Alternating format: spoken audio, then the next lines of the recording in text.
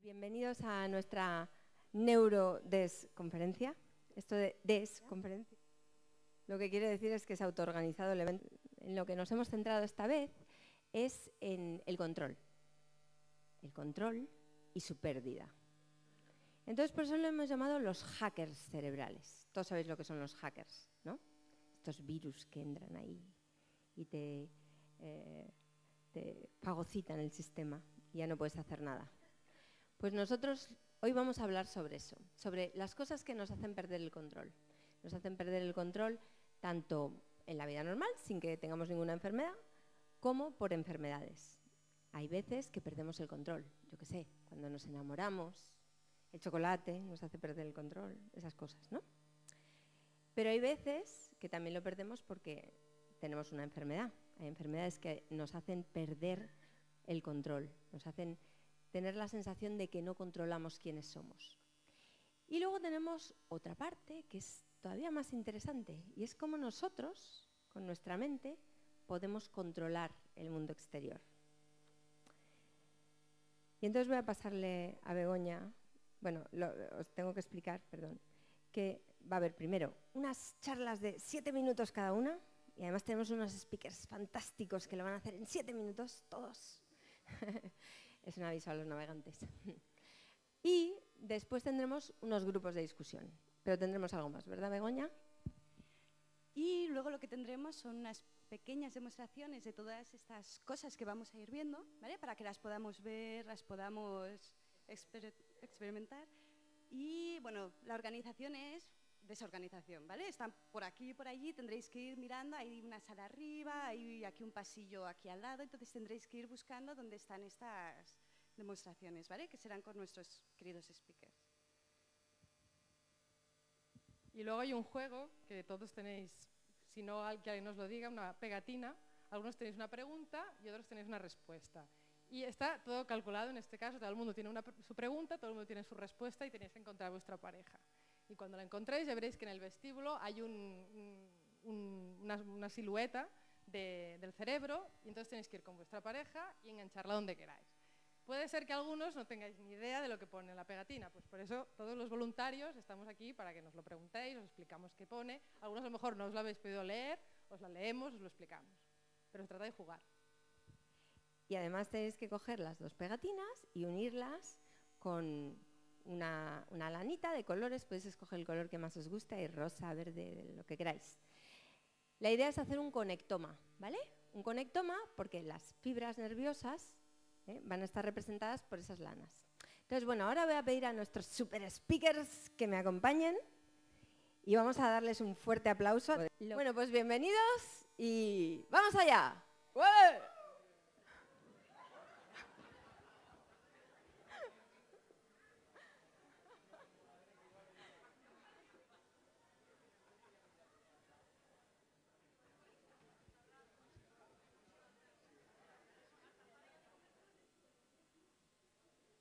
Bona tarda a tothom i benvinguts a la neurodesconferència. Per algun motiu m'ha tocat de ser el primer que trenca el gel aquesta tarda i diria que segurament també seré l'excepció entre una colla de científics com una persona que es mou dins el territori de l'art del nostre temps, de l'art contemporani. I m'agradaria parlar, tal com m'he acceptat la invitació, sobre aquesta idea de la pèrdua de control en com ens constituïm com a subjectes, individus i com a part de la societat a través dels mitjans de comunicació interactiva. És a dir, a través de l'ús que fem de la tecnologia del nostre temps que té un origen en la cibernètica. La cibernètica, en certa manera, va aparèixer cap a mitjans dels anys 40 del segle passat a través de treballs d'estudiosos com va ser Norbert Wiener i que va establir un paral·lelisme entre el que és el nostre sistema nerviós i el que eren els primitius sistemes que han donat lloc al que avui coneixem com computació. En la cibernètica, una de les qüestions principals és el del control i la comunicació, que és per això que Norbert Wiener va escriure el seu llibre fundacional Cybernetics, i el va subtitular sobre el control i la comunicació entre les màquines i els animals. A mi, com a artista inquiet en relació amb el que són els temes que tenen a veure amb no només l'ús de la tecnologia, sinó en desvetllar tota una sèrie de mecanismes de poder i de control que s'amaguen sovint darrere la tecnologia, m'ha fet rumiar molt aquesta invitació perquè penso que tot sovint aquest acte que fèiem tot just fa 15 o 20 anys de voluntàriament anar i seure davant d'una taula, obrir un ordinador i posar-nos a treballar amb l'ordinador o a esvergir-nos amb l'ordinador i més recentment també a comunicar-nos amb altres persones a través d'un ordinador a distància, han suposat tota una sèrie de canvis en allò que nosaltres creiem sobre nosaltres mateixos i en allò que nosaltres som capaços de fer en la societat. És evident que els treballs fundacionals de Wiener han tingut un fruit en el que és la nostra vida i, a diferència, com deia, de com fa uns anys era un acte voluntari d'acostar-nos a un ordinador, asseure'ns i posar-nos a fer coses, cada cop més els ordinadors han anat a parar les nostres butxaques, en els nostres cossos, fins que alguns científics, artistes, tecnòlegs han acabat dient que som cíborgs, és a dir, que som organismes biològics que estan enriquits d'alguna manera o augmentats d'alguna manera amb algunes capacitats que ens venen del món de la cibernètica, sobretot sistemes interactius controlats per ordinador. I això vol dir que el nostre desconeixement d'aquestes caixes negres i de com funcionen sovint fa que aquesta constitució del que som com a persones a través d'ells, és a dir, hi ha moltes tecnologies que ens constitueixen com a subjectes, una d'elles el llenguatge oral i escrit, però sabeu, també avui l'ús dels ordinadors, com nosaltres ens representem cada cop que omplim un formulari per donar-nos d'alta en un servei de comunicació interpersonal o per fer-nos un compte de Facebook o fer-nos un compte de correu electrònic, cada cop que estem omplint aquests perfils estandarditzats en els quals hi ha una sèrie d'espais o caselles en blancs que nosaltres omplim amb aspectes del que nosaltres som, ens estem definint a través d'unes plantilles o d'uns motlles que ja estan predefinits i que estableixen un control sobre com és la nostra identitat i com es presenta als altres. Crec que quan pensem en tots aquests problemes ens sembla que només són problemes tècnics o científics, però penseu que la cultura del nostre temps és una cultura transversal, travessa el saber humanístic, artístic, científic i tècnic. Crec que tots som molt conscients avui dia que la comunicació interactiva que tenim amb els ordinadors o amb altres persones a través de comunicacions, de xarxes de telecomunicació en les quals connectem els nostres dispositius mòbils i els nostres ordinadors portàtils, tot això no només és un desenvolupament que ve de la ciència i la tecnologia, sinó que també tot el paper que hi té el disseny de les interfícies gràfiques amb les quals ens comuniquem, algunes de les quals ens representen com a persones en mons virtuals en els quals establim també formes de contacte. Quan alguns personatges que ara ja no són contemporanis nostres, com Salvador Dalí, es plantejava què era la cibernètica, responent a aquesta pregunta de Permanyer en el llibre del qüestionari Proust del 1967, Dalí relacionava la cibernètica amb aquesta restauració futura de les monarquies tradicionals. No creieu que Dalí ens estava parlant també d'alguna forma de control?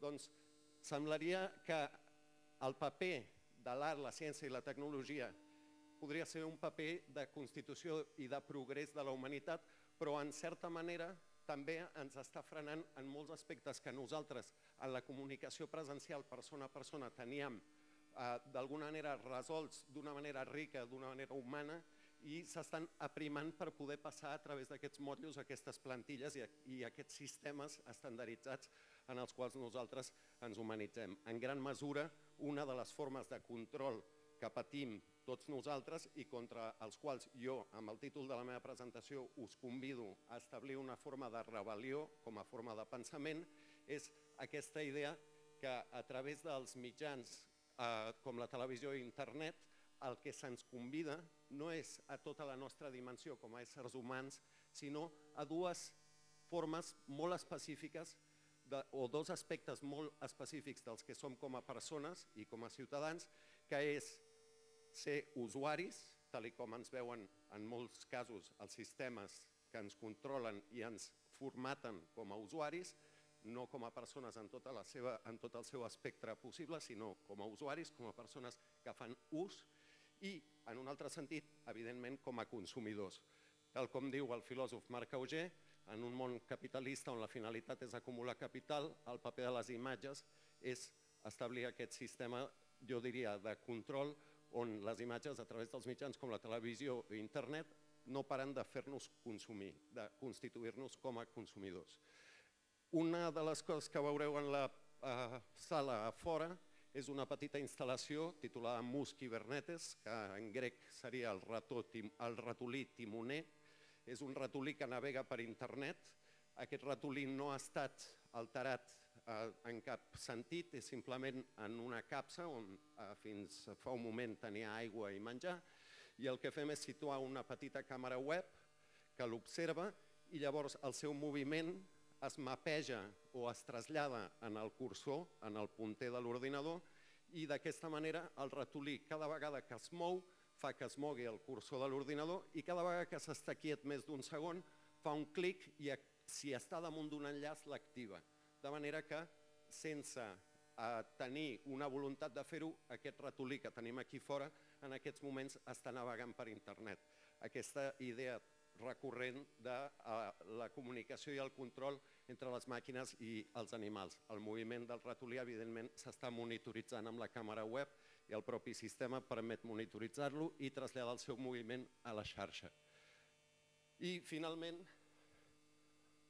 necessitaria la col·laboració, si algú tingués unes tisores, molt ràpidament, perquè tinc dos llibres que voldria mostrar. No es nota gens que són els meus fills que venen amb unes tisores de casa. No cal que obriu els llibres, deixeu-los a terra i fem el que venim a fer. Podem posar el vídeo, que és l'última transparència. Mentre ells van fent el que han vingut a fer, jo us volia ensenyar, ja podeu començar, nois? Jo us volia ensenyar en aquesta idea de pèrdua de control i el que suposen aquestes formes d'interacció amb els altres, que no són sempre diàlegs simètrics, sinó que són diàlegs... Podem posar el vídeo? Doncs no són sempre aquestes formes d'interacció amb els altres situacions, i ara em poso una mica més seriós, situacions que es puguin traslladar fàcilment al món virtual. De fet, sovint hi ha molts aspectes del que és la proximitat amb les persones que estimem, coses que ens fan profundament humans, com la relació entre pares i fills o entre germans, les relacions de confiança o les relacions d'afecte que difícilment es poden traslladar o resumir a un encefalograma. He portat aquí alguns fulls que són un tresor molt preuat que guardo entre les meves pertinences. Són uns fulls d'un encefalograma que es va fer a Barcelona a Salvador Dalí. Un dels metges era el doctor Samsó i la seva filla Cristina Samsó va tenir la gentilesa d'obsequiar-me amb aquestes pàgines d'aquest encefalograma de Salvador Dalí. És una altra de les coses que a mi em sembla que quan veiem aquestes imatges i veiem el que signifiquen i veiem com hi ha avui dia persones capaces d'interpretar-les. Esteu segurs que és el vídeo? No és gens el vídeo. No.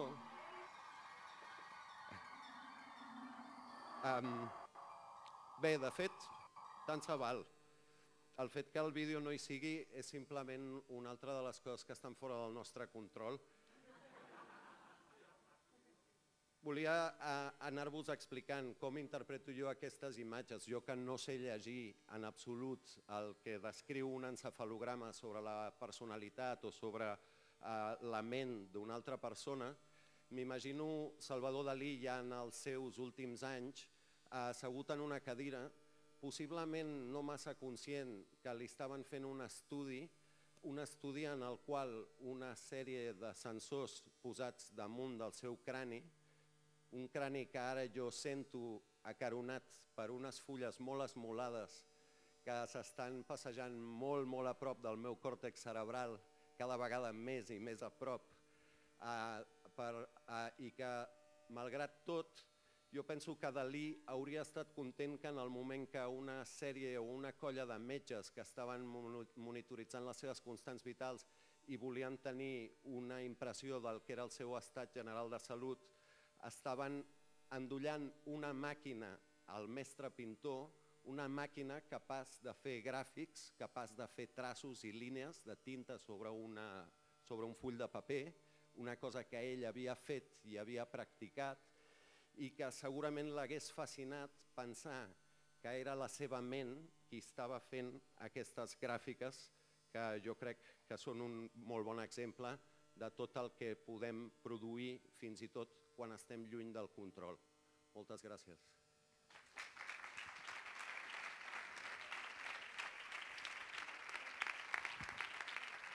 Hola, buenas tardes. Después de rock, no sé si el mío es tan divertido. Me llamo Stephen Dunn, aparentemente soy un experto en estimulación cerebral y interfaces cerebrales.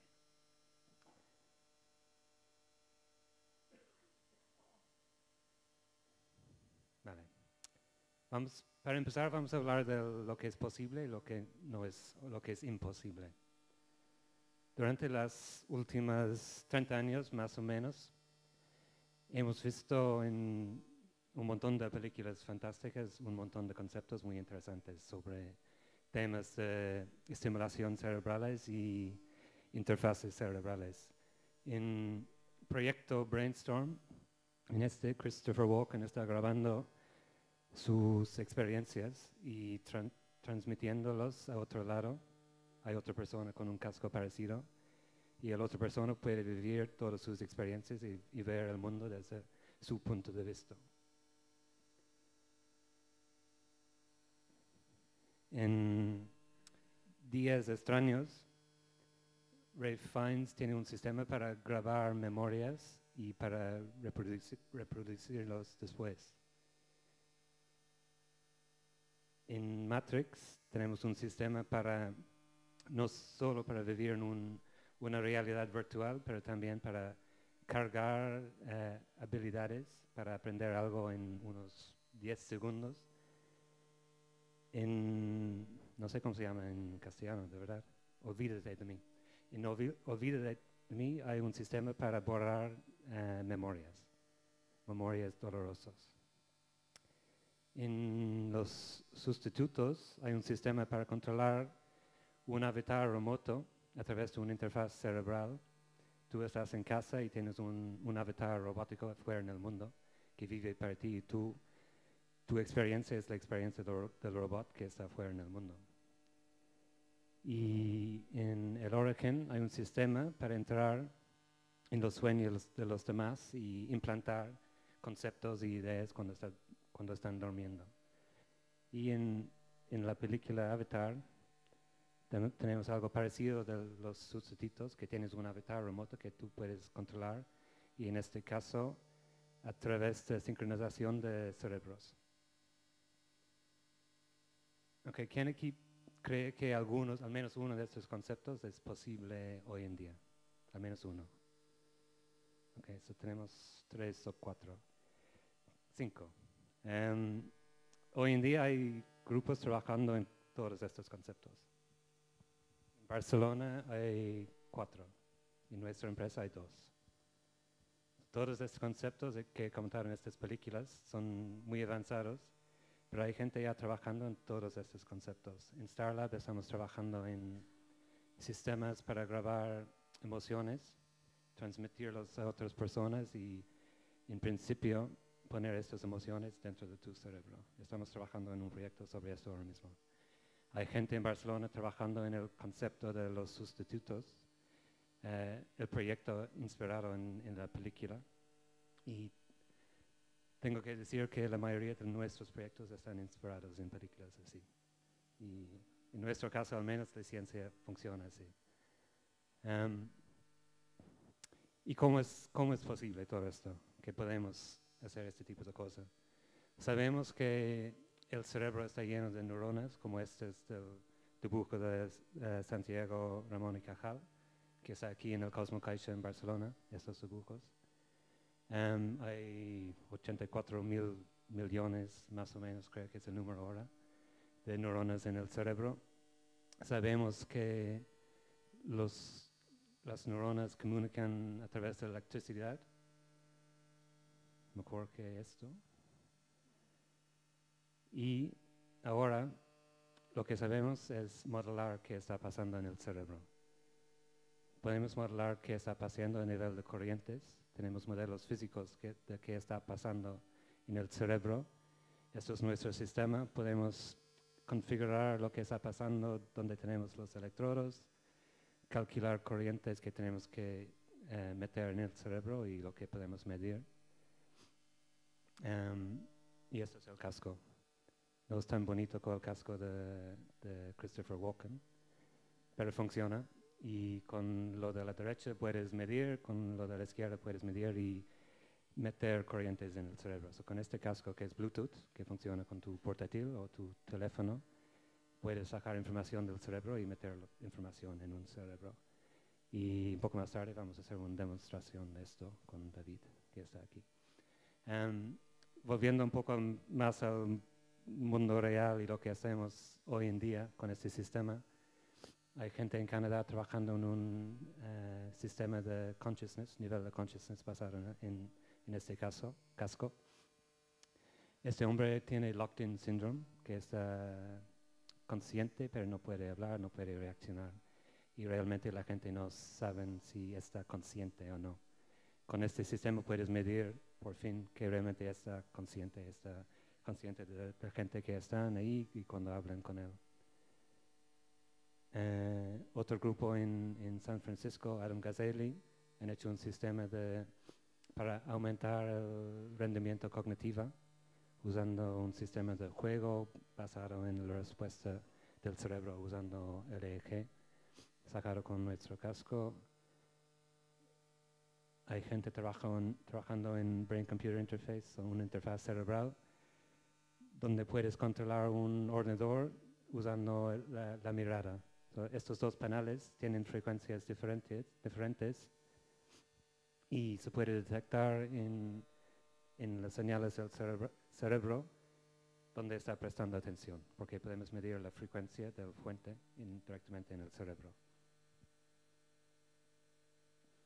Un grupo en Oxford, en el lab de Roy Cohen-Kadosh, están usando estimulación para mejorar el rendimiento cognitivo en jóvenes con discalculia, que es como dislexia, pero con matemáticas.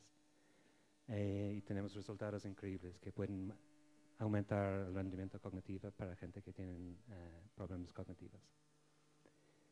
Y en un grupo en Boston, en Spalding, tienen un sistema para traumatic brain injury. Este jovencito de 3 años tenía un accidente. Después no podía hablar, no podía coger cosas y los doctores han dicho básicamente que no hay remedio, que no hay nada más para hacer. Y con el sistema de estimulación cerebral, 3 meses después puede hablar con los padres, puede coger cosas y la mejora es impresionante. No lo entendemos de todo todavía por qué funciona, pero en este caso funciona súper bien. Y en otro lab en Nueva York están trabajando en post-ictus, rehabilitación post-ictus, usando corrientes eléctricas, otra vez, estimulación cerebral para el tratamiento de ictus. Entonces, estos son unos ejemplos reales de lo que podemos hacer hoy en día con el sistema, pero como he dicho, antes estamos trabajando en proyectos y propuestas esta semana, en concreto sobre temas de interfaces cerebrales para sacar información de un cerebro y pasarlo al otro. Hay muchos grupos en el mundo trabajando en todo esto. Y si os apetece saber más, puedes venir a nuestra mesa después. Gracias. Hola. Hola, buenas, soy Marta. Yo no voy a cortar el pelo, aviso, y no voy a hablaros tampoco de máquinas. Sí, gracias. Bueno, yo voy a hablaros de por qué ciertas comidas pueden hacernos perder el control, ¿no? Y para ello, antes, un momento, que me sitúe. Sí, vale, antes vamos a echar la vista atrás en el tiempo para entender que comer es una necesidad vital, como lo es la reproducción y como lo es la huida. Vengo aquí que estoy más a gusto. Bueno, ¿por qué? Pues porque desde que somos mamíferos, desde el origen de los orígenes, tenemos que comer para crecer y reproducirnos, tenemos que comer para ser fuertes y correr y no ser comidos. Vale, así que está claro que comer nos guste es biológicamente necesario. Pero ¿qué pasa? Que a lo largo, como todo proceso evolutivo, cuando nuestro medio ambiente ha cambiado más rápido que nos hemos podido adaptar nosotros, pues viene el problema de las epidemias, la epidemia de la obesidad. Entonces, la verdad es que da bastante miedo porque datos actuales de la Organización Mundial de la Salud estima que más de 1 billón de personas en el mundo tienen sobrepeso y 300.000 personas son obesas. Pero encima va peor, porque un reciente estudio dice que para 2030 el 90% de los habitantes de Estados Unidos tendrán sobrepeso y en Europa pues tampoco nos quitemos medallas, estamos igual, ¿eh? Bueno, ¿y por qué? ¿Por qué pasa esto, no? Que ha cambiado tanto como para que estemos ante estos niveles alarmantes. Bueno, pues seamos también sinceros, la obesidad es una enfermedad compleja, así que no hay un único culpable. Porque el acto de comer no es solo suplir necesidades energéticas, sino está lleno de una serie de decisiones que tomamos día a día. Así que comer depende del hambre que tengamos, pero depende también de las emociones y nuestros gustos. Por ejemplo, las croquetas de nuestra abuela, pues las vamos a elegir. Si nos dan a elegir, vamos a elegir. Depende también de nuestro estilo de vida. Si no nos movemos, pues y también depende, por ejemplo, de cómo nuestra rutina diaria ha cambiado estos años. Vivimos en un ambiente totalmente rápido, estresante, y las comidas que encima están más disponibles son comidas procesadas y que han cambiado mucho en su composición. ¿De qué estoy hablando? Pues estoy hablando de estas máquinas dispensadoras que están llenas de comidas infladas de dulces y de grasas, y que estos dos componentes además son cruciales para guiar nuestras decisiones. Venga, un ejercicio muy rápido. Voy a pedir que por favor levante la mano quien elegiría la A. Y por favor, es rápido y es sincero, ¿eh? Porque aquí veo mucha gente que se hace la sana. Pero vale, venga. Son acelgas sin sal. Sin sal. Porque es más sano. No iba, es tal cual. ¿Y el B? ¿Quién comería el B? Vale. Y entonces esto ya seguro. Y si luego, después de esto, os ofrezco un trocito de tarta, ya esto sí. Vale. Y aquí viene la pregunta, ¿no? ¿Qué nos pasa con el dulce? ¿Por qué nos vuelve locos el dulce? Pues a ver, como he dicho antes, que el hecho de comer nos guste, pues es una necesidad para que sea un comportamiento mantenido, porque lo necesitamos para sobrevivir como especie. Pero claro, es un proceso altamente regulado por sistemas homeostáticos donde múltiples señales controlan que la energía llegue a nuestro organismo, pero que tampoco nos pasemos. Y hay otro sistema que también participa, que es el sistema del placer, y hace que comer nos guste. De hecho, cuando comemos existe una liberación de dopamina, que es un neurotransmisor, en estas áreas cerebrales, y como esta sensación genera un placer, pues hace que comamos. Pero claro, en condiciones normales, esta liberación de dopamina ocurre solo durante el momento que comemos, que evidentemente es menor que en el caso de cuando consumimos pues, drogas de abuso. Lo que es interesante es que algunas comidas, como aquellas ricas en azúcares, pueden prolongar esta liberación de dopamina, aun cuando ya estamos saciados, o sea, aun cuando ya no toca seguir comiendo, pero nosotros queremos, ¿no? Y claro, esto ha hecho que desde hace unos años haya surgido la idea de la adicción a la comida.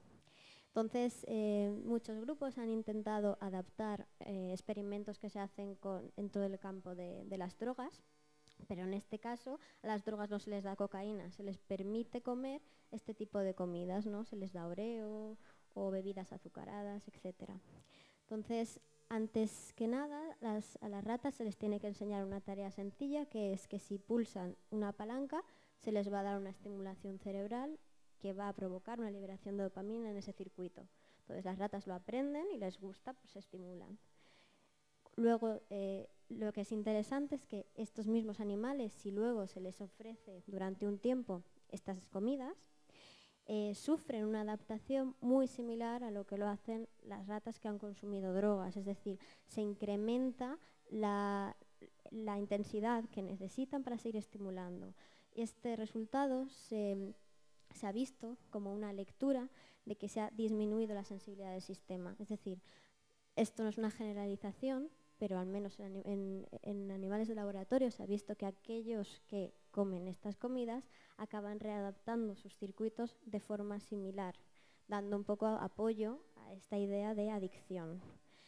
Entonces, hasta aquí quiero al menos que quede claro que si engordamos al comer un Big Mac, no es solo por las calorías, es también, ¿no? Pero lo que aquí es importante, quiero que os quede claro, es que también se están produciendo unos cambios en nuestro cerebro que están haciendo que elijamos esta opción. Se han visto en estudios en humanos, no en ratas, que en algunos pacientes con obesidad el sistema dopaminérgico también sufre una readaptación similar a aquellos adictos a las drogas. Y es más, también algunos pacientes han reportado cuando han intentado limitar el consumo de este tipo de dietas ricas en grasas y en azúcares, que sentían un estado de pseudoansiedad que también se asemeja a una abstinencia a las drogas. Entonces yo creo que ahora os he deprimido un poco a todos, pero no era mi intención, ¿eh?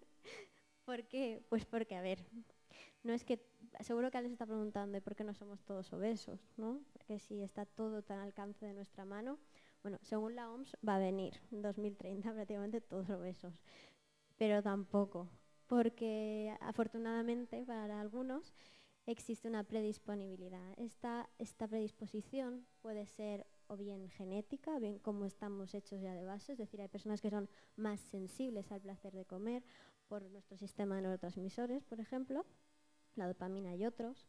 Hay personas que son más impulsivas, que tienen mayores problemas para controlar estas apetencias primarias sin pensar en las consecuencias. La edad es muy, muy importante. Pensemos que los niños, los adolescentes, su sistema nervioso central, su cerebro está creando las conexiones todavía, por tanto el daño es mayor. Parece que las mujeres también lo tenemos peor porque solemos caer más fácilmente en la tentación. Y por último, el estrés. El estrés como desencadenante nos hace también mucho más vulnerables y huimos hacia el consumo de estas comidas porque precisamente porque liberan dopamina nos dan esa sensación de placer y de subida de ánimo. Entonces ya para acabar, solo quiero remarcar que con esto que he estado diciendo, ¿no? El consumo compulsivo de estas comidas que sufren algunas personas llega a ser patológico, que sería el trastorno de atracón, de ir a la nevera por la noche y comer. Esto no siempre va ligado a obesidad. Puedes tener un consumo compulsivo, es decir, extra de tus necesidades, pero y no ser obeso, que es lo que es interesante. Y además también quiero decir que evidentemente no todos los obesos lo son porque comen así. La obesidad es totalmente compleja y hay muchísimos genes que influyen en esto. Pero lo que quiero que quede claro es que sí que es verdad que comer estas comidas nos provoca tales modificaciones que puede hacer que a largo plazo seamos más propensos a caer en la obesidad. Así que para acabar ya deciros qué soluciones tenemos. Alguna hay, no os preocupéis. Sería que como todo comportamiento adictivo, el contexto es muy importante. Pensemos en las personas que sufren problemas con las drogas de abuso. Por lo tanto, el consumo de estas comidas puede asociarse o bien a un ambiente lúdico festivo, que uno ha dicho a su hijo, venga, si haces los deberes, te compro un Happy Meal, ¿vale? O triste, has tenido una ruptura, te coges el helado y sin ponerlo en el vaso directamente, ¿no? Por las películas. Bueno, pues la cosa es que los especialistas sugieren y están ahora yendo por ahí las terapias, intentar hacer una disociación de este contexto, porque hay personas que esto puede ser algo limitante. Estamos hablando de personas que como adictas tienen que hacer uso y abuso de comer. Entonces es muy limitante en su vida. Entonces la solución es intentar seguir haciendo las cosas, pero sin comer. Es ir al cine y no pedir palomitas. Es exactamente eso, ¿vale? Y para acabar, hacer hincapié en la importancia de cuidemos a nuestros niños. Estudios actuales con ratas han visto que hasta la alimentación de las madres puede ya estar condicionando las preferencias de los niños. Y esto puede ser muy importante incluso cuando en edad adulta la persona quiere retomar hábitos saludables. Bueno, nada más. Si queréis algo, luego seguimos. Muy bien. Bueno, yo soy Óscar García, soy el director académico del primer grado en videojuegos que se ha abierto en Cataluña, vía ENTI, que es la Escuela de Nuevas Tecnologías Interactivas, adscrita a la UB, a la Universitat de Barcelona. Me ha gustado mucho que Marta hablaba de dopamina, porque yo también voy a hablar de dopamina, un poquito diferente. Primero os quería presentar a Pamela Cato, es la primera científica que ha conseguido que un videojuego ayude a niños que están muy enfermos, pobrecitos con cáncer, mejoren porque se predisponen mejor al tratamiento, ¿vale? No estamos hablando de cambiar tratamiento farmacológico, sí que estamos hablando de que los niños cuando juegan les va mejor, psicológicamente están de otra manera. Luego también os quería presentar esta analogía de la tabla periódica de los elementos que muchos odiáis y de la tabla de los 800 monstruos de Pokémon que todos nuestros hijos se saben cuando tienen 7 años. Lo que da para reflexionar un poco, porque hay más monstruos de Pokémon que elementos en la tabla periódica. Y además evolucionan, que los elementos de la tabla periódica no evolucionan. Por lo tanto, es como peculiar, ¿no? ¿Qué estamos haciendo para que odien la tabla periódica, que es tan importante? Estamos hechos de ella y, en cambio, en fin, digieran cantidades incesantes de bichos con poderes. Yo creo que estamos hablando de historia, de tecnología, de estética y de reglas, de elementos de juego. No estoy hablando de informática, no estoy hablando solo de tecnología. Se pueden hacer muchas cosas con papel y tijeras, se pueden hacer muchas cosas con muñecos divertidos y se pueden hacer muchas cosas con reglas adecuadas. Al final lo interesante, lo que mueve a la gente son motivadores muy intrínsecos, muy puros, muy humanos. Sí que es verdad que si nos dan un gran premio a lo mejor hacemos algo aunque no tengamos ganas. Pero funciona mejor esto, que veas un botón, ¿no? Un timbre, y que te encuentres con esos dibujitos y te ríes, y a lo mejor habías pasado un mal día y entras contento, ¿vale? Yo siempre cuento que mi madre quería que leyera esos libros de los 5, ¿os acordáis los 5? Los 7 secretos, pero yo quería jugar a esos juegos de ahí, yo quería jugar a videojuegos. Mi madre era extremadamente inteligente y entonces lo que hizo fue ir por la puerta de atrás, ¿no? Persuasión en positivo. Dijo, mira, a este niño le encanta la narrativa, o sea, le encantan los guiones interesantes, profundos, donde se presentan historias épicas, y yo lo que quiero es que lea, y él está enganchado con la pantalla del ordenador. Y entonces cogió, un día, se fue a una papelería, a una librería, y compró una cosa que va a salir ahora. Compró esto, no sé si os acordáis. ¿Vale? Estos eran los libros de Elige tu propia aventura, que son videojuegos de papel. Lo digo para que otra vez veamos que no estamos hablando de tecnología. Eso es un videojuego de papel, porque cuando yo leo ese libro, me dice, si quieres luchar contra el dragón, ve a la página 17. Si te quieres esconder en el matojo, ve a la página 12. Alucinante, yo me los leí todos. Estas fotos son de Bob Esponja, que invita a su amigo Patricio a ir al colegio. Pero Patricio se pone a llorar. Tú dices, ¿pero por qué lloras, Patricio? Si te ha invitado. Hombre, lloro porque, lo vais a ver ahora dentro de poco, porque resulta que la profesora sale con la pizarra y Patricio no tiene estrellas. Mirad, Patricio es el último, Patrick. No tiene estrellas. No tiene estrellas porque nunca ha ido al colegio, entonces no le han dado puntos. Es que nos gustan mucho las medallas y los puntos, nos encantan los rankings. De hecho, la profesora coge una estrella de Bob Esponja y se la pone a Patricio. Y entonces mirad cómo se pone Bob Esponja. ¿Vale? Se enfada muchísimo. Somos muy competitivos. También nos gustan mucho las historias épicas, como todas estas que veis aquí. Son historias de monomito, el viaje del guerrero. Todas siguen un patrón muy similar, muy similar, muy similar. Normalmente nos gustan todas, nos ponen los pelos de punta, pues somos seres épicos. Y cuando nos ponemos épicos se nos olvida todo, se nos olvidan todas las tonterías. Nos levantamos, cogemos la espada y venga, ¿no? ¿Por qué? Porque esto va de placeres, que es lo que os he puesto aquí, ¿no? Al final, no tiene demasiado sentido andar con premios, como el Big Mac que nos comentaba Marta antes, ¿no? es más difícil, pero es más efectivo trabajar con placeres como esos que veían, que son los mismos placeres que tienen vuestros hijos e hijas cuando están jugando y, por cierto, vosotros también cuando estáis jugando. Fijaos lo que pone ahí arriba, ¿no? Los jugadores de juego exhiben comportamientos de persistencia, toma de riesgos, atención al detalle, resuelven problemas. Es todo lo que queremos para las empresas, todo lo que queremos para los trabajadores en las empresas. Y en cambio nos enfadamos cuando nuestros hijos juegan a esto. Les vemos jugar al Super Mario y no nos estamos dando cuenta de que están aprendiendo a ser pacientes, porque se caen y se levantan, se caen y se levantan. Y en cambio a nosotros nos sale una cosa mal y damos un puñetazo a la mesa. No sabemos gestionar la paciencia. Y ellos con 7 años sí que saben. Con 7 años también saben gestionar su tiempo. Mirad todas las cosas que hay que hacer en esta pantalla. Hay que chafar todos los champiñones, coger todas las monedas, pegarle a la tortuga y solo quedan 303 unidades de tiempo. Mirad ahí arriba. Solo queda ese tiempo. Y lo hace.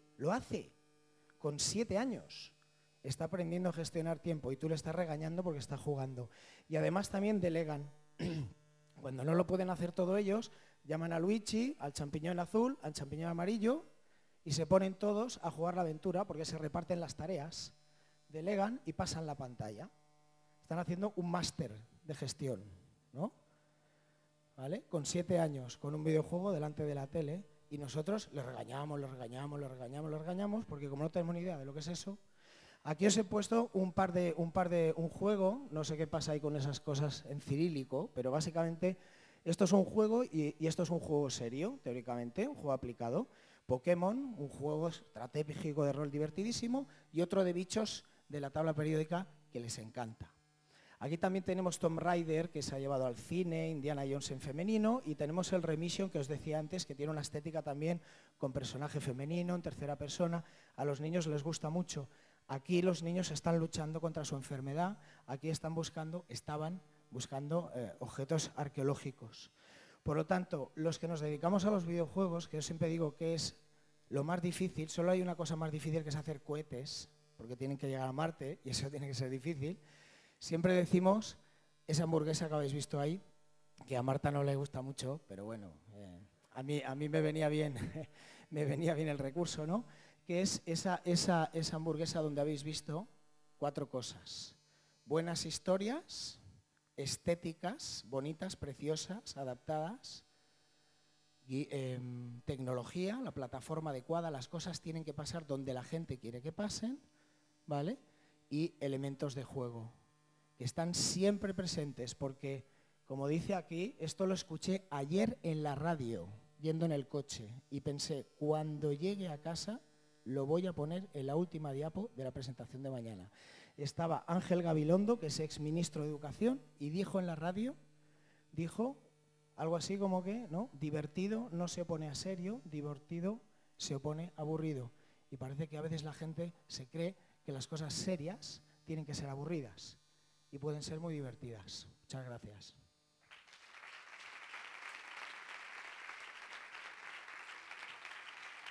Bueno, soy Javier de Diego, soy psiquiatra en el Hospital de San Pablo, investigador, y en realidad quiero crear un poquito de clima y empezar esta charla haciendo un poquito de ejercicio de relajación. Yo también voy a aprovecharlo. Les voy a pedir, por favor, que respiren hondo, se fijen en la imagen, relajen los músculos.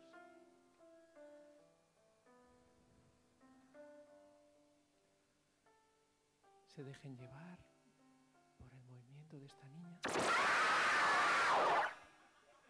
En este mismo momento, ustedes acaban de activar sus amígdalas, que son unas pequeñas estructuras cerebrales en el interior del cerebro que sirven para identificar las señales de peligro y las señales, pues eso, ¿no? Y poner en marcha su organismo para la huida o bien para la lucha. Si se fijan ustedes, algunos de ustedes al menos, pues tendrán ahora mismo un poquito de taquicardia, se les habrá acelerado la respiración, que tal vez se les han tensado los músculos. La señora que ya del fondo se acaba de despertar. En definitiva, estas estructuras, amígdala, hipocampo y algunas otras, forman lo que ya conocemos como el sistema límbico, que sería como toda esa maquinaria cerebral encargada de procesar de forma más primaria las emociones de tristeza, de miedo, de alegría. Sin embargo, ustedes no han salido corriendo inmediatamente como lo hubiera hecho un pajarito o un gatito. ¿Por qué? Pues porque tienen ustedes otra estructura que está muchísimo más desarrollada que en cualquier otro animal, que es la corteza prefrontal. Y la corteza prefrontal lo que hace, si ustedes están experimentando miedo, lo que hace es mantener a raya el sistema límbico y además permitirles hacer procesamientos mentales más complejos, ¿no? Sienten ustedes miedo, pero si dicen, ostras, que me han dicho que luego van a dar de comer, vamos a esperar un poquito, ¿vale? Es en serio que hace esto. Lo que hacemos con la corteza prefrontal es planificar el futuro, plantearnos objetivos, diseñar estrategias, ser también más flexibles, comportarnos de forma apropiada y, aunque no se lo crean, todos los seres humanos tenemos corteza prefrontal, ¿vale? De hecho, la gracia es que según cómo sea esa corteza prefrontal y esa estructura del sistema límbico, pues somos como somos, ¿vale? Son esas diferencias en estas estructuras las que determinan nuestra personalidad y alteraciones en estas estructuras son las que pueden condicionar alteraciones en cómo nos sentimos, en cómo nos comportamos, en cómo percibimos el medio y, en definitiva, aumentar nuestro riesgo de sufrir trastornos psiquiátricos. Bueno, un ejemplo clásico de lo que hace la corteza prefrontal en nuestra personalidad es el de este señor que seguramente algunos de ustedes conocen, que es Phineas Gage. Phineas Gage era un responsable y tranquilo minero que tuvo la mala suerte de sufrir un accidente y una barra de metal atravesó directamente su cerebro, afectando específicamente la corteza prefrontal, concretamente la parte orbitofrontal y ventromedial. El tío ni siquiera perdió la conciencia, continuaba hablando, podía llegar al hospital por su propio pie y, sin embargo, al cabo de 2 meses que le dieron el alta, perdió un ojo, etcétera, etcétera, resulta que había cambiado totalmente. Pasó a ser un tío impaciente, imprevisible, ordinario, en fin, es cierto que hay personas que no necesitan que les atraviese una barra para ser así, y de hecho la tele está llena de estos ejemplos, pero bueno, vamos a continuar. Hemos hablado de estructuras y de qué se compone. Esto es mucho más complejo, ¿eh? El cerebro funciona en red. Antes Steve decía 85, a mí me gustan los números redondos. Se dice que el cerebro tiene 100.000 millones de neuronas y establecen entre sí hasta 100 billones de conexiones, ¿vale? Y el cerebro trabaja, como antes nos han dicho, trabaja por electricidad. Sin embargo, ¿cómo sabe el cerebro? Hostia, ahora enchufo este área, ahora apago esta otra. ¿Cómo se aclara? Pues se aclara una neurona con otra dialogando a través de lo que llamamos neurotransmisores. Estos son ejemplos, ¿no? GABA, serotonina, glutamato, dopamina. Hemos hablado de dopamina y yo, para ser original, les voy a hablar también de dopamina. Pero les voy a hacer ver otro aspecto un poco diferente. Es cierto que dopamina interviene en muchos procesos, interviene en placer, movilidad. Yo les quiero llamar la atención de lo que hace la dopamina también en el sistema límbico. La dopamina sirve para asignar importancia a un determinado estímulo, para señalárnoslo y crear una serie de expectativas, ¿no? Por ejemplo, si vemos este pastel, decimos, ostras, esto está buenísimo, me lo tendría que comer, ¿no? O si vemos esta, me voy a poner detrás para no tener, si vemos esta mirada decimos, aquí hay algo que pinta mal, mejor que salgamos corriendo, ¿no? Si vemos esto, al principio decimos, ostras, ¿qué estamos viendo aquí? Pero nos fijamos mejor, vale, este estímulo entonces lo dejo pasar, no era lo que yo pensaba. Pues bien, ¿qué pasa cuando hay un exceso de dopamina en su sistema límbico? Pues lo que va a pasar es que de pronto van ustedes a empezar a dar significado a cosas que antes eran meramente triviales, ¿vale? Salen ustedes a la calle y dicen, hostia, ese tío se acaba de poner a caminar, o parece que me ha mirado, yo creo que está hablando de mí, están hablando de mí. Cosas que antes no le daban ninguna importancia y esa idea empieza a construirse y al final llegan ustedes a una conclusión que si estuvieran ustedes sanos y no tuvieran ese defecto en el sistema límbico, pues les parecería que es una conclusión absolutamente ilógica o racional, ¿no? Me persigue la CIA o mi mujer ha sido suplantada por un extraterrestre, lo que quieran, cualquier cosa pueden llegar a pensar. Eso es lo que llamamos un delirio. Las alucinaciones se producen por un sistema similar, sin embargo, las alucinaciones no son creencias, ni ideas, ¿no? Las alucinaciones son percepciones sensoriales. Directamente usted escucha una voz, tiene una visión, nota un movimiento, sin que haya un estímulo real. Bien, estos síntomas seguramente les suenan a ustedes de los trastornos psicóticos. Y cuando hablamos de trastornos psicóticos, posiblemente les viene a ustedes a la cabeza la enfermedad, la esquizofrenia. La esquizofrenia en realidad se caracteriza por estos estados psicóticos, pero también por otras muchas síntomas que alteran la conducta, que alteran el pensamiento, el lenguaje. Luego, si quieres, les explico más detalles, pero la idea que quiero que se lleven a casa es, cuando ustedes están bajo un estado psicótico, efectivamente hay un elevado riesgo de perder el control, de descontrol impulsivo, incluso, si quieren, en ciertos momentos de agresividad. Pero tengan en cuenta que los cuadros graves de agresividad, los delitos, no son para nada propios de la esquizofrenia, son absolutamente anecdóticos y tienen que pensar que estos son más bien pacientes frágiles que sufren y temen al mundo. ¿Okay?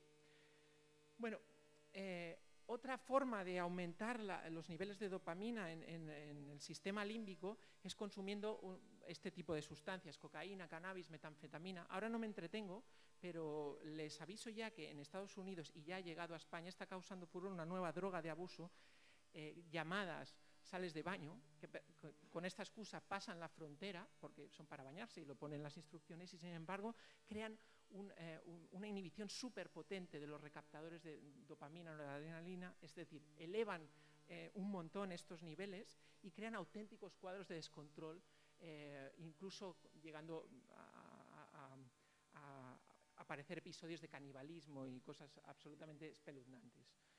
Bueno, en cualquier caso, otra forma de perder el control en psiquiatría viene derivada de los cambios del ánimo, de un exceso, por ejemplo, de euforia, ¿no? Un exceso de alegría, seguramente en muchos casos también con un exceso de dopamina detrás.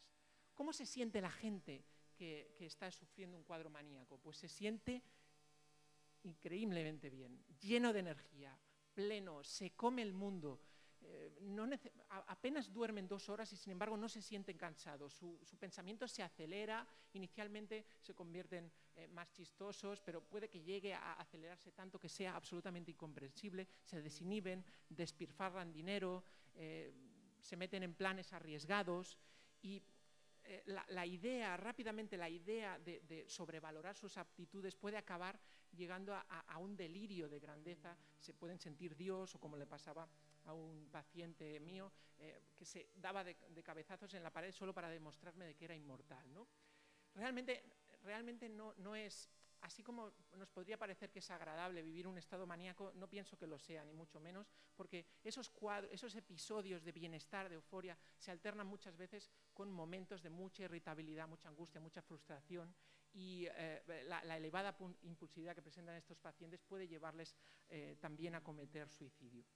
De suicidio les quiero hablar porque es la otra forma extrema de perder el control en psiquiatría, y quiero que se queden con una idea. Desde 2009, las muertes por suicidio superan las de los accidentes de tráfico. Sin embargo, ustedes cada semana escuchan algo sobre las muertes en tráfico, pero nadie les cuenta esto.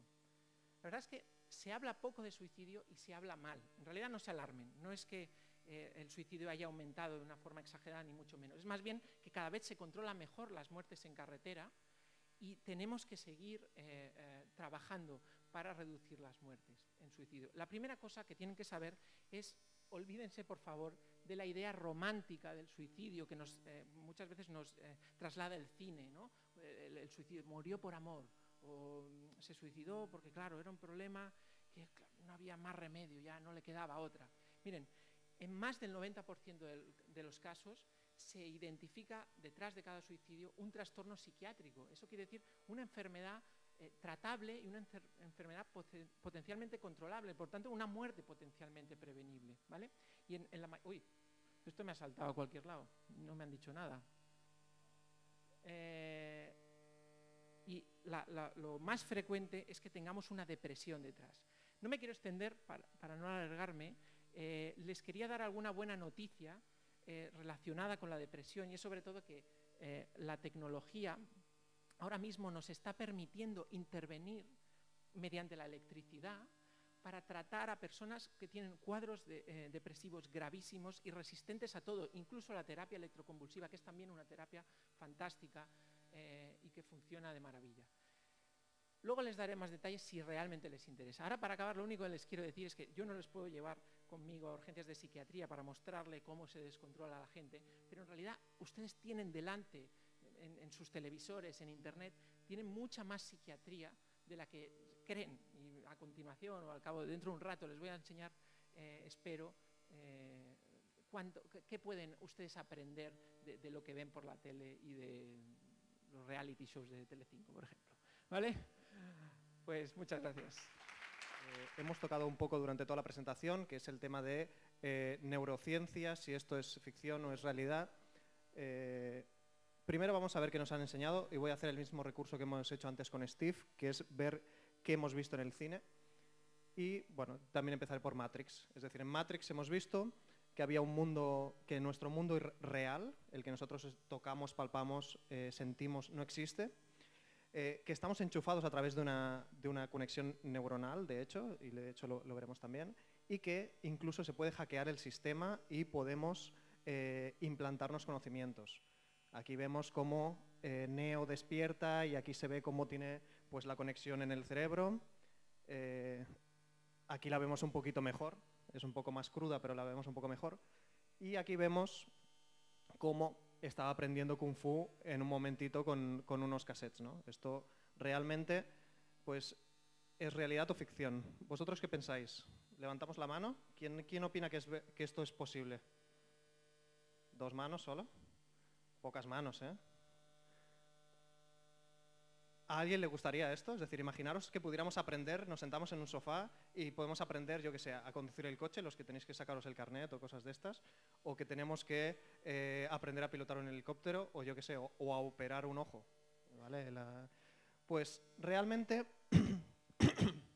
perdón, tenemos una publicación que nos habla de que hay algunos primates que con una prótesis, ¿vale? Consiguen aumentar significativamente su capacidad de aprendizaje. Es decir, que ya se está empezando a trabajar con algún tipo de solución parecida. Obviamente aún queda para aquello, con lo cual podríamos decir que es aún ciencia ficción, pero no tan lejana quizás. Otro paso, una película un poco más reciente, Pacific Rim, no sé si la habéis visto, unos robots que se enfrentan contra una especie de dragones monstruosos, en realidad son extraterrestres, ¿vale? Donde la humanidad decide luchar con robots. Y lo que hacen es que como la carga para poder controlar el robot es excesiva para un cerebro, lo que hacen es juntan a dos personas y los dos pilotos se calibran, sus cerebros se calibran a través de un proceso que lo llaman de drift, que es la deriva, ¿vale? Y consiguen, pues aquí están sincronizando los cerebros, aquí se ve la deriva que está pasando, es decir, unifican pensamientos, y aquí se ve cómo están sincronizados pues, haciendo las diferentes acciones. Otra vez, ¿esto es realidad o es ficción? ¿Qué opináis? ¿Quién dice que es real esto? ¿Podemos sincronizar dos cerebros? 1, 2, 3, unos cuantos más creyentes. Bien, bien. Pues sí, es decir, la NASA con algunas universidades están investigando cómo pueden hacer que dos personas puedan controlar una nave espacial virtual, ¿vale? A través de una interfaz neuronal. El concepto es interesante porque dicen, bueno, si yo tengo el cerebro, ¿qué pasa si me distraigo? Pues igual la nave la estrellamos. Pero dice, es más difícil que dos cerebros juntos se distraigan simultáneamente, ¿vale? Con lo cual la idea va un poco por aquí. Pero bueno, hay muchas cosas que explicar y no nos vamos a focalizar. Una película un poco más antigua, ¿vale? Pero también protagonizada por el mismo personaje. En este caso teníamos Johnny Mnemonic, donde en el 2021, que no queda tanto ahora, había unas personas que se llamaban Correo, donde tenían implantes cerebrales que transportaban información, ¿vale? Aquí tenemos una especie de interfaz que era parecida de realidad virtual. Aquí vemos a nuestro amigo, pues también con una interfaz que le estaba leyendo, Y aquí vemos cómo se está colocando el USB pues, un poquito por aquí atrás para poder cargar y descargar información. De nuevo, ¿realidad o ficción? Venga, ¿quién cree que esto es verdad? Uy, poca gente. 4, 5... Puede ser. Bueno, vamos a ver. Nos están explicando ahora, ¿vale?, que el ADN puede almacenar muchísima información. De hecho, sí, en 4 gramos podíamos almacenar toda la información que genera la humanidad durante todo un año, ¿vale? Y la gracia cuál es, que ellos lo que están intentando es codificar la información digital. Pensad que el ADN, nosotros estamos acostumbrados que los ordenadores tienen sistema binario, ceros y unos, el ADN tiene 4, ¿vale? No me preguntéis los nombres porque se me escapa, pero tiene 4, con lo cual sería un sistema en vez de binario de base 4, ¿vale? Pero pueden comprimir toda esa información en un sistema así. Imaginaos, es una molécula sintética de ADN y nos la pudieran implantar, pues seguramente podríamos llevar información y solo faltaría que pudiéramos acceder a esa información. No está mal. Bueno, ahora, visto lo que nos han enseñado en el cine, vamos a ver qué podemos encontrar nosotros en la calle.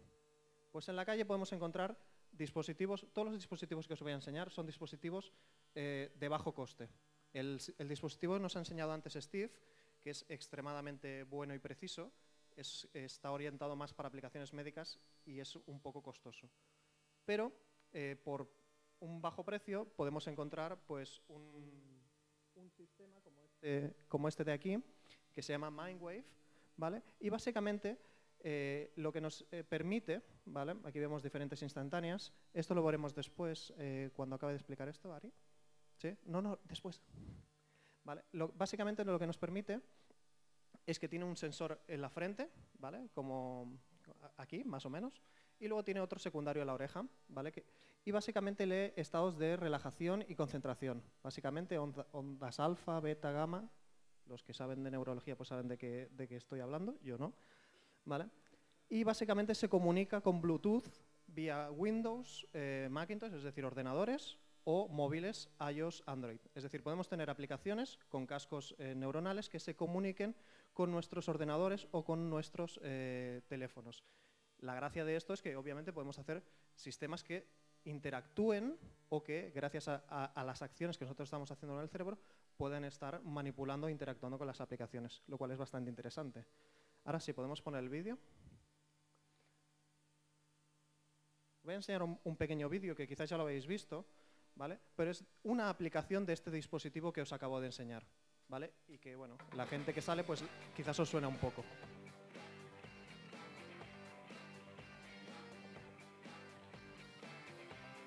No sepa inglés, dice, ellos usan sus pies, usan su cabeza.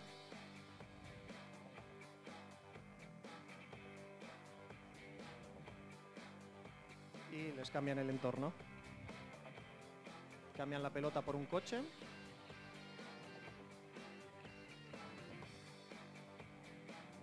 Y aquí tenemos pues diferentes jugadores de fútbol que en vez de chutar una pelota, lo que hacen es se concentran y se relajan para controlar unos scalestrix, lo cual es bastante interesante. Obviamente también había niños, es decir, aquí estos de aquí pequeñitos pues son niños, ¿vale?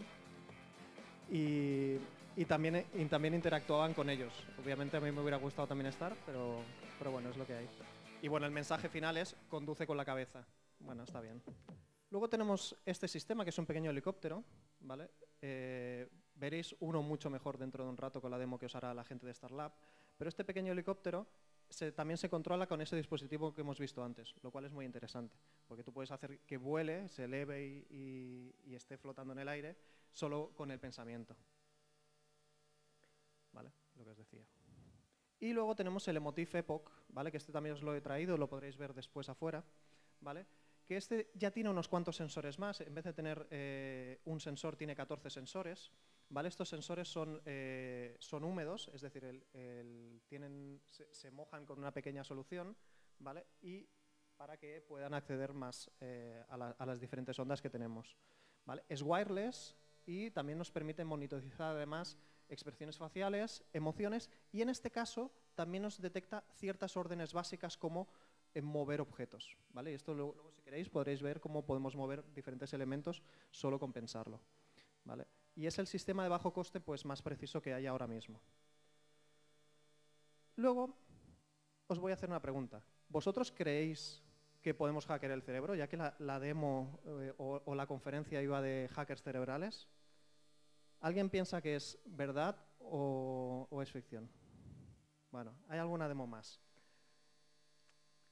Hay otro estudio, ¿vale?, que han demostrado con un índice de fiabilidad más o menos interesante, estamos hablando de un 40%, de que existe un patrón que se llama P300, yo no lo conozco, ¿vale?, pero que se activa cuando nosotros vemos algo que para nosotros es significativo. Entonces, imaginaros lo que estaban haciendo aquí. Le ponían una especie de casco y le decían, ¿tú vives por Barcelona? Sale la onda, vale, vive por Barcelona. En la calle no sé qué, vive en la calle no sé qué. Dice, ¿tu número PIN de la tarjeta de crédito empieza por 4? Sí, bam. Y entonces al final te acaban sacando todos los datos. Básicamente es como el mentalista, si habéis visto los mentalistas, lo que hacen es se fijan en microgestos, en microcosas. Lo que pasa es que aquí es en el cerebro, ¿vale? Es un poquito más preciso, pero también es algo parecido. Y bueno, preguntas.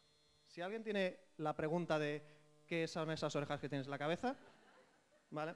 Pues estas orejas de la cabeza no dejan de ser otro dispositivo neuronal muy parecido a los que hemos visto de bajo coste, donde estas orejitas que yo tengo puestas en la cabeza, a medida que yo iba concentrándome, relajándome, pues se iban moviendo. A la chica le quedan mucho mejor que a mí, obviamente, ¿vale? Y aquí fijaros un poco, ¿no? Dice que si estoy centrado, pues se ponían así, si estoy más o menos, pues se iban moviendo, y si estaba relajado, que eso no ha pasado nunca, pues se ponen así bajitas, así como si fuera un gatito así todo tierno. Pues no es el caso. Y bueno, me parece que no tenemos turno de preguntas, pero todas las preguntas que tengáis las podemos ver luego.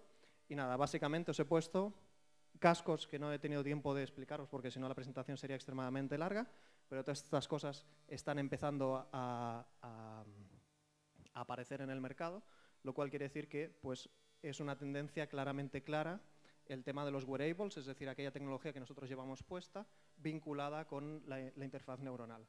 ¿Vale? Incluso aquí tenemos uno de nuestros compañeros y bueno, algunos otros. Y nada, muchas gracias. Gracias a todos.